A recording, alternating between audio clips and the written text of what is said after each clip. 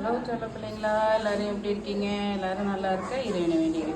இன்றைக்கி மதிய உணவு என்னென்னு பார்த்தீங்கன்னா, சூப்பராக ஒரு ஒயிட் புலாவ் என் பேத்திக்கு செஞ்சு கொடுக்கணும்னு நினச்சிட்டு இருந்தேன். செஞ்சு கொடுத்தேன். இதனால அப்புறம் எனக்கு கீரை, முளைக்கீரை, அப்புறம் அவிச்ச முட்டை, இது சிக்கன் அப்படியே குருமா மாதிரி வச்சுருக்கேன். அப்புறம் தயிர் பச்சடிங்க. இதுதாங்க இன்றைக்கி மதிய உணவு. என்னென்னு பார்த்தீங்கன்னா, வாழ்க்கையில் நம்ம முன்னேறதுக்கு 3 விஷயம் தாங்க கடைப்பிடிக்கணும்.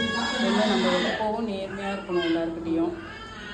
அடுத்தது என்னென்னு பார்த்தீங்கன்னா, நம்மளோட இலக்கு எதுவோ அதை நோக்கி பயணிக்கணும். நமக்கு என்ன தேவை அப்படின்றதுல நம்ம தெளிவாக இருக்கணுங்க. அந்த தெளிவே நம்மளை முன்னேற்ற பாதைக்கு கண்டிப்பாக கூட்டிகிட்டு போகுங்க.